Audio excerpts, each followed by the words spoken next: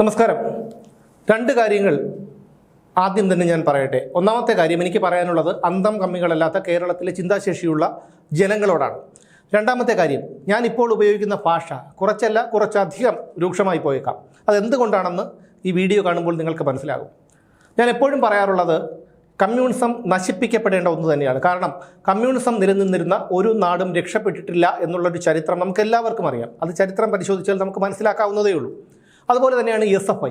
ഈ SFIക്കാർ നടത്തുന്ന അക്രമങ്ങൾ, അവർ പ്രതിഷേധം എന്ന പേരിലും സമരം എന്ന പേരിലും നടത്തുന്ന അക്രമങ്ങൾ പലപ്പോഴും നമ്മൾ കണ്ട് അന്തം വിട്ടിട്ടുണ്ട്. ഇപ്പോൾ ഞാൻ പറയുന്നത് കാലടി സർവകലാശാല വൈസ് ചാൻസലർ, സംസ്കൃത സർവകലാശാല വൈസ് ചാൻസലർ സിസ തോമസ് പിണറായി വിജയൻ സർക്കാരിൻ്റെ കാലത്ത് സർക്കാരിൻ്റെയും പിണറായി വിജയൻ്റെയും ഒക്കെ കണ്ണിലെ കരടായിരുന്നു. അവരോട് ചെയ്ത ക്രൂരതകളൊക്കെ നമ്മൾ പലപ്പോഴും കണ്ടതാണ്. അവരിപ്പോൾ സംസ്കൃത സർവകലാശാല വൈസ് ചാൻസലറാണ്. ഇന്നലെ അവിടെ സിൻഡിക്കേറ്റ് യോഗം നടക്കുമ്പോൾ ആ സിൻഡിക്കേറ്റ് യോഗം നടക്കുന്ന ഹാളിന് പുറത്ത് SFI തെമ്മാടികൾ, SFI ക്രിമിനലുകൾ അവർ ഒരു പ്രതീകാത്മകമായ ശവമടക്ക് നടത്തുകയാണ്. അത് സിസ തോമസിൻ്റേതായിരുന്നു. ജീവിച്ചിരിപ്പുള്ള അധ്യാപികയായ സിസ തോമസിൻ്റെ ശവമടക്കാണ് പ്രതീകാത്മകമായി അവർ നടത്തിയത്. സിസ തോമസ് ഒരു ക്രിസ്തീയ സമുദായത്തിലെ അംഗമായതുകൊണ്ട് തന്നെ ക്രിസ്തീയമായിട്ടുള്ള രീതിയിലുള്ള ഒരു ശവമടക്കായിരുന്നു അത്. അതിൽ പെൺകുട്ടികളും ആൺകുട്ടികളുമുണ്ട് എന്നുള്ളതാണ് അത്ഭുതം. ഈ പെൺകുട്ടികളൊക്കെ അലമുറയിട്ട് കരയുന്നതായി അഭിനയിക്കുന്നു, പൊട്ടിച്ചിരിക്കുന്നു. ഇവിടെ KSUവും ABVPയും ഒക്കെ ഉണ്ട്. പക്ഷെ അവരാരും ഇത്തരത്തിൽ അക്രമ സ്വഭാവം കാണിക്കുന്നവരല്ല. ഇതിനു മുമ്പ് പാലക്കാട് വിക്ടോറിയ കോളേജിൽ അധ്യാപികയായ സരസ്വതി ടീച്ചറുടെ കുഴിമാടത്തിൽ പ്രതീകാത്മകമായി റീത്ത് വെച്ചു. ആ സംഭവം നടന്നിട്ട് എനിക്ക് തോന്നുന്നു 20 വർഷത്തോളമായി. അപ്പോൾ അന്നത്തെ SFIക്കാരുടെ മനോവൈകൃതം തന്നെയാണ്, ഒരുപക്ഷെ അതിലേറെയാണ് ഇന്നത്തെ SFIക്കാരുടെ മനോവൈകൃതം എന്നുള്ളത് കൂടി നമ്മൾ മനസ്സിലാക്കണം. ഇത് മാത്രമല്ല, പ്രിൻസിപ്പലിൻ്റെ കസേര കത്തിച്ചത് പ്രൊഫസർ വിജയലക്ഷ്മി എന്ന് പറയുന്ന ഒരു അധ്യാപികയെ, യൂണിവേഴ്സിറ്റി കോളേജിലെ അധ്യാപികയെ മണിക്കൂറുകളോളം ഈ SFI ക്രിമിനലുകൾ തടഞ്ഞു വെച്ച്, അവർക്ക് ശുചിമുറിയിൽ പോലും പോകാൻ അനുവദിക്കാതെ തടഞ്ഞു വെച്ച് അവരെ അസഭ്യം വിളിച്ചതും അവരെ ഉപദ്രവിച്ചതും AA റഹീം എന്ന് പറയുന്ന MP-യുടെ നേതൃത്വത്തിലാണ്. അയാളിപ്പോൾ MP ആണെന്ന് ഓർത്തു നോക്കണം. 2017 നടന്ന സംഭവത്തിന് ഇതുവരെ അവനൊന്നും ശിക്ഷ കിട്ടിയിട്ടില്ല. ആ കേസ് ഇപ്പോഴും കോടതിയിലാണ്. സ്വന്തം കയ്യിൽ നിന്ന് കാശ് മുടക്കിയാണ് വിജയലക്ഷ്മി ടീച്ചർ ആ കേസ് നടത്തിക്കൊണ്ടിരിക്കുന്നത്. SFIക്കാരുടെ കാര്യമാണ് ഞാൻ ഈ പറഞ്ഞത്. ജീവിച്ചിരിക്കുന്ന ഒരു അധ്യാപിക തൊട്ടപ്പുറത്തെ മുറിയിൽ അവരൊരു യോഗത്തിൽ പങ്കെടുക്കുമ്പോൾ അവരുടെ പ്രതീകാത്മകമായ ശവമടക്ക് നടത്തുന്നവരുടെ മാനസികാവസ്ഥ നിങ്ങളൊന്ന് ആലോചിച്ച് നോക്കൂ. മാനസിക വൈകൃതം നിങ്ങൾ ആലോചിച്ച് നോക്കൂ. ആൺപിള്ളേരെ വിടാം, പെൺകുട്ടികളുടെ കാര്യമൊന്ന് ആലോചിച്ച് നോക്കൂ.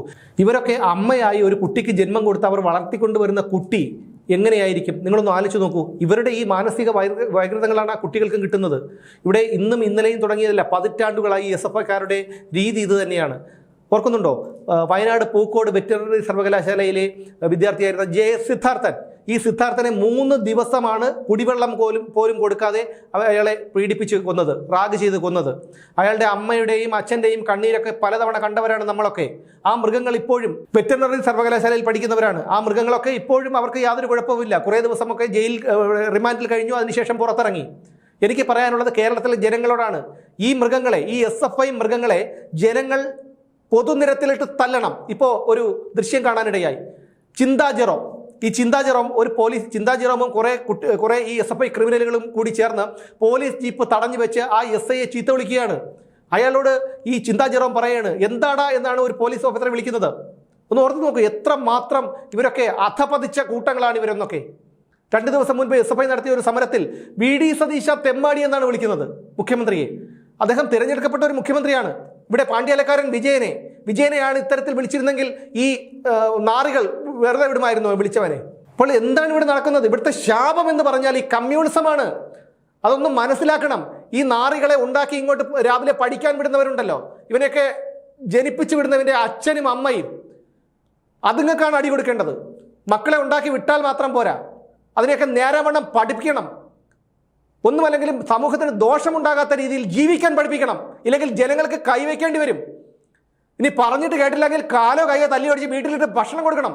അതാണ് ചെയ്യേണ്ടത്. അല്ലാതെ നാട്ടുകാരുടെ നെഞ്ചത്തേക്ക് കയറാൻ ഇറക്കി വിടുകയല്ല വേണ്ടത്. ഈ നാറികളെ, തെമ്മാടി കൂട്ടങ്ങളെ എത്രയാണെന്ന് വെച്ചാണ് ക്ഷമിക്കുക. എത്രയോ കുട്ടികൾ ഈ നാറികളുടെ ശല്യം കാരണം പഠനം അവസാനിപ്പിച്ച് പോയി. നിങ്ങൾക്കറിയാമോ? PM ആർഷോ 2 വധശ്രമം ഉൾപ്പെടെ 42ഓളം ക്രിമിനൽ കേസിലെ പ്രതിയായിരുന്ന PM ആർഷോയാണ് ഈ സംഘടനയെ കഴിഞ്ഞ കുറേ കാലം നയിച്ചത്. ഇപ്പോൾ നയിക്കുന്നതോ ശിവപ്രസാദ് എന്ന് പറയുന്ന മണ്ണിനെ പോലെയുള്ള ഒരുത്തൻ.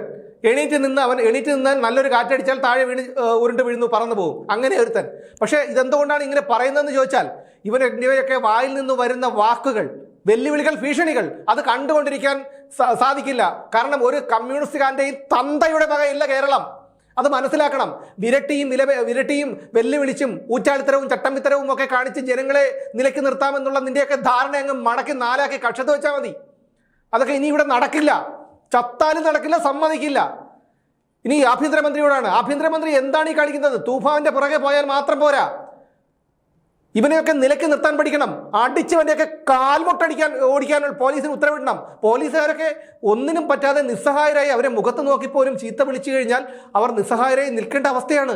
ആ ഒരു അവസ്ഥ നിങ്ങളൊന്ന് ചിന്തിച്ചു നോക്കൂ. അത് പോലീസിന് കർശനമായിട്ടുള്ള ഉത്തരവ് കൊടുക്കണം. അടിച്ചവൻ്റെയൊക്കെ കുറേ ഇടത്തിന് കാലും നട്ടലും അടിച്ചു കഴിഞ്ഞാൽ പിന്നെ വരില്ല. ഇവർ സമരം നടത്തിക്കോട്ടെ, ആർക്കും യാതൊരു വിരോധവുമില്ല. അതൊരു ജനാധിപത്യ രാജ്യത്ത് അനുശാസിക്കുന്ന രീതിയിലായിരിക്കണമെന്ന് മാത്രം. അല്ലാതെ കണ്ടവന്റെ നെഞ്ചത്ത് കയറി സമരം നടത്തണമെങ്കിൽ, വീട്ടിൽ ഇതുപോലെ ശവസംസ്കാരം നടത്തണമെങ്കിൽ ജനിപ്പിച്ച് വിട്ട ഒരു അച്ഛനുണ്ടാവുമല്ലോ, അമ്മയും ഉണ്ടാവുമല്ലോ. അപ്പോൾ ഈ അച്ഛനെയും അമ്മയെയും പിടിച്ച് കിടത്തിയിട്ട് അവരുടെ നെഞ്ചത്ത് റീത്ത് വെച്ച് കഴിഞ്ഞാൽ ആർക്കും പരാതിയില്ല. പ്രതീകാത്മകമായോ അല്ലെങ്കിൽ യാഥാർത്ഥ്യത്തിലോ ശവസംസ്കാരം നടത്തിക്കോ, ഞങ്ങൾക്ക് ആർക്കും യാതൊരു വിരോധവുമില്ല. പക്ഷേ ഇത്തരം സംഭവങ്ങൾ ഉണ്ടാകുമ്പോൾ പൊതുസമൂഹം ഇടപെടും, പറയും. എല്ലാ തെമ്മാടിത്തരവും കാണിച്ചത് ഈ SFIക്കാരാണ്. PSC പരീക്ഷ പേപ്പർ ചോർച്ച, അതുപോലെ വിദ്യാവിജയൻ. ഈ വിദ്യാവിജയനാണ് PM മാർഷോയെ ഇപ്പോൾ വിവാഹം കഴിച്ചിരിക്കുന്നത്. ആരാണിവൾ? വ്യാജ എക്സ്പീരിയൻസ് സർട്ടിഫിക്കറ്റ് ഉണ്ടാക്കി സർക്കാർ കോളേജിൽ അധ്യാപികയാകാൻ പോയി പിടിക്കപ്പെട്ട് ജയിലിൽ റിമാൻഡിൽ കഴിഞ്ഞിരുന്ന ഒരു ക്രിമിനൽ. പിന്നെ ഒരു നിഖിൽ തോമസ് വ്യാജ സർട്ടിഫിക്കറ്റ് ഉണ്ടാക്കി കായംകുളം MSM കോളേജിൽ അഡ്മിഷന് വേണ്ടി ശ്രമിച്ച് പിടിക്കപ്പെട്ട ഒരു ക്രിമിനൽ. അങ്ങനെ എത്രയോ പേർ. നിധിൻ പുല്ലൻ SFIക്കാരനായിരുന്നു. അവനാണ് ചാലക്കുടിയിൽ പോലീസിന്റെ ജീപ്പ് പൊതുനിരത്തിലിട്ട് തല്ലി തകർത്തത്. അവനിന്ന് ചാലക്കുടി കൗൺസിലറാണ്.